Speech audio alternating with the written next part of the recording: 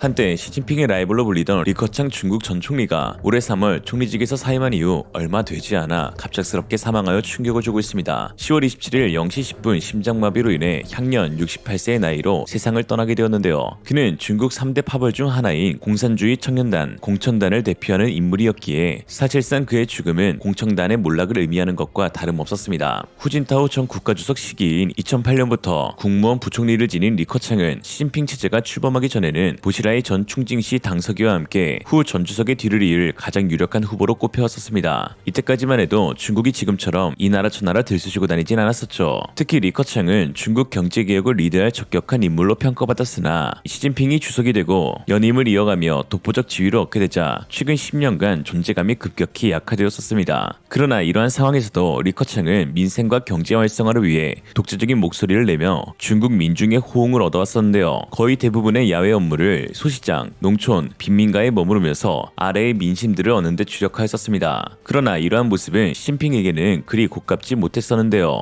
홍콩 빈과일보에 따르면 시진핑은 당이 통제하는 경제를, 리커창은 자유경제를 강조해왔다고 합니다. 경제의 다른 견해가 이 둘의 갈등을 폭발시키는 계기가 되었죠. 특히 2020년 6월 전국인민대표대회 당시 리커창의 폭탄 발언으로 시진핑을 매우 분노하게 되었습니다. 리커창은 기자회견에서 아직까지도 중국인 6억 명은 월수입이 17만 원에 불과하며 그들은 집세조차 내지 못하는 상황이다 라고 한 것입니다. 시진핑은 그동안 자신의 업적을 기리기 위해 중국의 빠른 경제 성장을 전면에 내세웠는데 정작 리커창은 나라가 잘 살고 못 살고를 떠나 실제 중국의 절반이 빈곤층이라고 밝힌 것이죠. 특히 시진핑은 샤오캉 사회 건설을 전면에 내세웠는데 샤오캉은 시진핑 업적 만들기 프로젝트 중 하나로 모든 국민이 풍족한 생활을 누리기 위한 중산층 강화와 빈곤계층의 적극적인 구제를 말합니다. 그러나 리커창이 페트 폭행으로 샤오캉 실패를 외친 것이죠.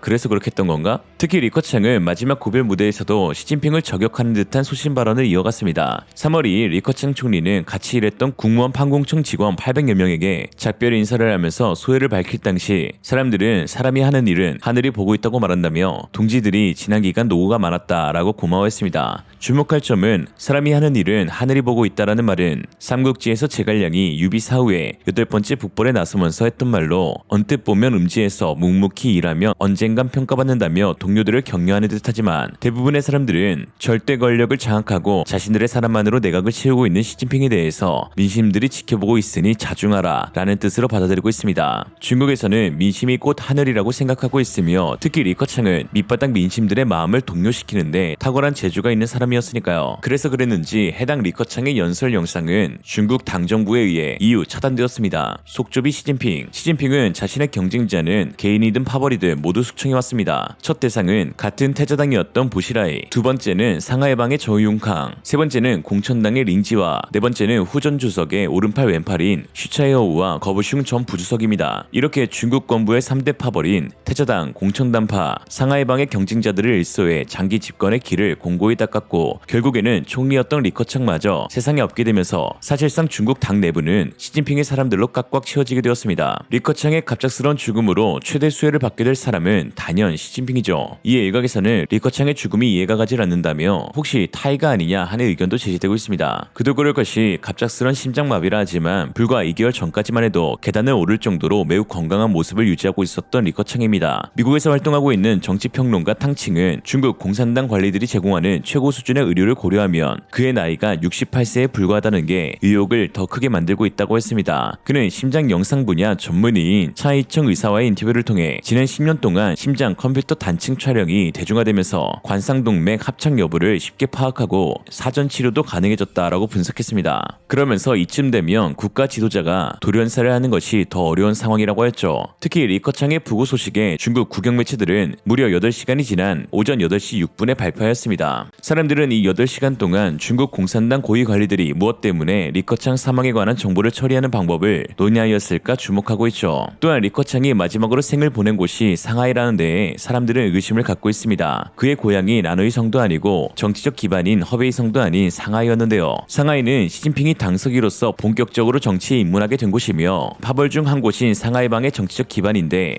상하이방은 2016년 사실상 시진핑파로 모든 권력을 이양하며 편입되면서 명맥을 잇고 있는 파벌입니다. 이에 중국 네티즌들 역시 다양한 의견을 내비치고 있습니다. 시진핑에 대해 하늘이 지켜보고 있다고 말한 리커창은 발언 이후 사라졌다. 자의적인지 타의적인지. 리커창의 죽음에는 이상한 점이 한둘이 아니다. 사임하자마자 이런 일이 발생하다니 정치적 보복이 아닌 것인가. 특히 후야오방의 죽음과 너무 비슷해서 소름이 돋는다. 그러게 리커창 당신은 왜 중국인 6억 명의 월소득을 사실대로 말했나요? 우주에서 가장 강력한 국가라고 말하지 그랬어요. 리커창이 쓰러진 곳이 상하이다. 이 말 한마디로 모든 것이 정의된다고 할 수 있지 않나. 어찌됐든 리커창의 죽음은 중국에게 매우 큰 혼란을 가져올 것이다. 그는 서민들의 대표였으며 농민들의 친구였다. 그리고 사실상 대만과 평화적으로 문제를 해결시켜줄 수 있는 유일한 인물이었다라고 했습니다. 한편 그의 사망 소식은 최근 중국 최고 권력층에 불고 있는 수총바람과 함께 전해져 더 주목되고 있습니다. 최근 중국에서는 시진핑이 적극 지원해 키운 인민해방군 로켓 지휘부가 줄줄이 낙마하고 초고속 승진한 스타 친강 외교부장과 미국의 제재 대상임에도 국방부장에 올랐던 리상푸가 장관 임명 1년도 채 안 돼 해임되는 일이 잇따라 발생했습니다. 시진핑이 직접 승진시킨 이들이 잇따라 부패와 비리에 연루되면서 인선에 문제가 있음을 드러냈고, 시진핑의 권위에 타격이 갔다고 평가받는 상황에서 리커창이 갑작스럽게 사망하게 된 것인데요. 이에 전문가들은 시진핑이 앞으로 보다 핵심 권력층과 밀착하게 될 것이고, 당내 모든 의사결정을 더욱 중앙 집권화해 엘리트 비밀 정치를 강화할 것이라고 내다봤습니다. 즉 이제 국가의 모든 행정과 사법과 입법 3건이 시진핑과 측근 몇 명의 결정 아래에서 이루어질 가능성이 높아진 것이죠. 이에 따라 시진핑의 최대 업적 사업인 대만에 대한 무력 통일 가능성도 매우 높아지고 있습니다. 특히 미국과 서방이 우크라이나에 이어 중동에서 벌어진 전쟁으로 시선과 발목이 잡혀있는 상황에 시진핑은 지금이 적기라는 오판을 할 수 있는 상황인데요. 시진핑이 가까운 기간 달성할 수 있는 업적은 단연 중국의 완전한 통일대업 달성으로, 이는 대만 문제를 해결하는 것을 의미합니다. 중국군의 명칭은 아직도 해방군을 고수하고 있습니다. 즉 누군가가 나서 대만을 해방시켜 줄 것을 염두에 두고 있다는 뜻으로, 그만큼 중국에게 있어 대만 통일은 역사적 사명과도 같은 일이죠. 이에 지난 1월 우자오시 대만 외교부장은 중국의 대만 침공 가능성은 실시간으로 커지고 있으며 시기는 2027년이 될 수 있다고 말했습니다. 올해 10월엔 번스 미 CIA 국장 역시 시진핑 주석이 2027년까지 대만을 공격할 준비를 끝내라는 지시를 군에 내렸다고 밝혔는데요.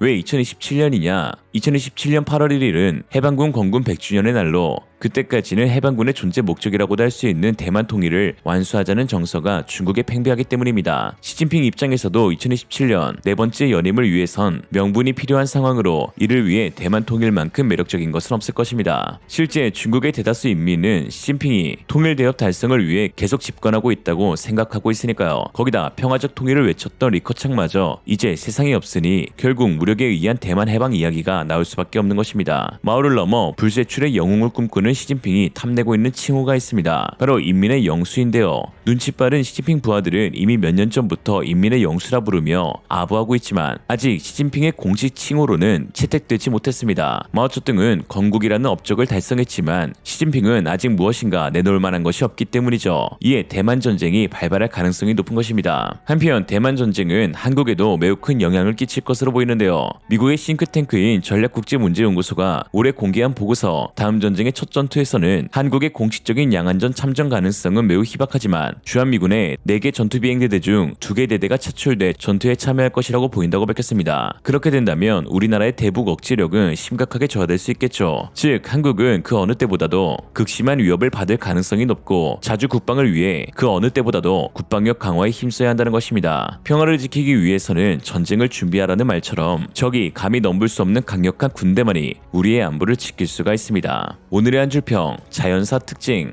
자연사 아님. 이생으로 리얼리즘이었습니다. 여러분의 생각은 어떠신가요? 현명하고 지혜로운 여러분의 의견을 지금 댓글에 남겨주세요. 감사합니다.